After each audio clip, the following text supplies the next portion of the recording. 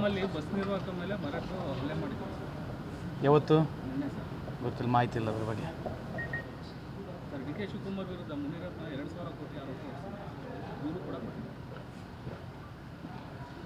ತನಿಖೆ ನಡಿಬೇಕು. ಅದು ನಡೀತಿತ್ತಲ್ಲೋ, ಅದಕ್ಕೆ ಅಧಿಕಾರಿಗಳು ಯಾರಿದ್ದಾರೆ, ಅದಕ್ಕೆ ಸಂಬಂಧಪಟ್ಟಿರ್ತಂಗೆ ಇಲಾಖೆ ಇದೆ, ಅವ್ರು ಚೆಕ್ ಮಾಡ್ತಾರೆ. ನಾವೇನು ಹೇಳ್ಬೇಕು ಅದಕ್ಕೆ?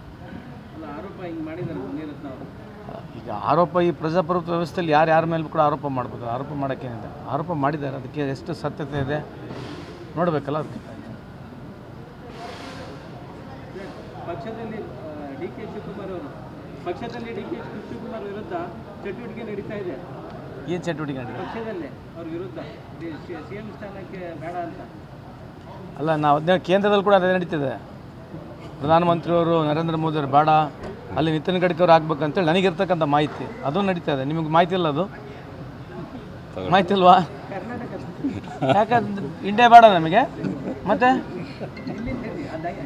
ಅಲ್ಲ, ಇಲ್ಲಿ ದಿನ ಕೇಳ್ತೀರಿ, ಅದು ಹೇಳಿದೆ ನಾನು ನಿಮಗೆ. ಇಲ್ಲಿ ದಿನ ಅದನ್ನೇ ಕೇಳ್ತೀರಿ, ಎಲ್ಲರಿಗೂ ಅದನ್ನೇ ಕೇಳ್ತೀರಿ.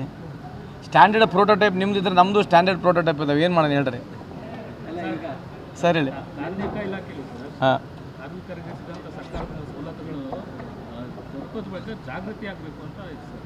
ಕಾರ್ಮಿಕರಿಗೆ ತುಂಬ ಎಲ್ಲ ಕಾರ್ಮಿಕರು ಸವಲತ್ತುಗಳನ್ನು ತೊಗೊಂಡು ಆಗ್ತಾ ಇಲ್ಲ. ಅಂದರೆ ಏನಿದೆ ವಿಷಯ, ಸವಲತ್ತುಗಳ ಬಗ್ಗೆ ಮಾಹಿತಿ ಕೊರತೆ ಆಗ್ತಾ ಇದೆ.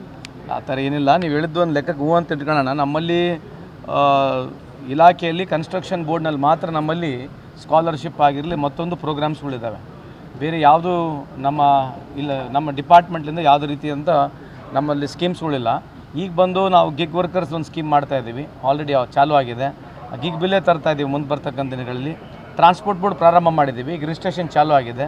ಅದ್ರ ಜೊತೆಗೆ ಈಗ ಅನ್ಆರ್ಗನೈಸ್ ಬೋರ್ಡ್ನಲ್ಲಿ ಸುಮಾರು ಒಂದು 40-45 ಪಂಗಡಗಳಿಗೆ ಯಾರ್ಯಾರು ಸಣ್ಣ ಉದ್ದಿಮೆ ಮೇಲೆ ಅವಲಂಬಿಸಿರ್ತಕ್ಕಂಥವ್ರಂಥವ್ರನ್ನ ಹುಡುಕ್ಬಿಟ್ಟು ಇವತ್ತು ಸೋಷಲ್ ಸೆಕ್ಯೂರಿಟಿ ಕಾರ್ಡ್ಗಳನ್ನ ಕೊಡ್ತಾಯಿದ್ದೀವಿ. ಇನ್ನೊಂದು 3 ತಿಂಗಳ 4 ತಿಂಗಳಲ್ಲಿ ಇದನ್ನು ಕೊಡೋಕ್ಕಾಗತ್ತೆ. ಬಡ್ಜೆಟ್ನಲ್ಲಿ ಕೂಡ ಸನ್ಮಾನ್ಯ ಮುಖ್ಯಮಂತ್ರಿಯವರಿಗೆ ನಾನು ವಿಶೇಷವಾಗಿ ಒಂದು ಸೆಸ್ ಮುಖಾಂತರ ನಮಗೆ 50 ಪೈಸಾ ಆಗಲಿ ಒಂದು ಡೀಸೆಲ್ ಮೇಲೆ ಪೆಟ್ರೋಲ್ ಮೇಲೆ ಕಲೆಕ್ಟ್ ಮಾಡಿ ನಮ್ಮ ಅನ್ಆರ್ಗನೈಸ್ ಬೋರ್ಡಿಗೆ ಸಪ್ರೇಟ್ ಆಗಿ ಕೊಡಿ ಅಂತ ಕೇಳಿದ್ದೇವೆ. ಅದಾದರೆ ಮುಂದೆ ನಮ್ಮ ಇಡೀ ಅನ್ಆರ್ಗನೈಸ್ ಸೆಕ್ಟರ್ಗೆ ಅನುಕೂಲ ಆಗುತ್ತೆ. ಥ್ಯಾಂಕ್ ಯು, ನಮಸ್ಕಾರ.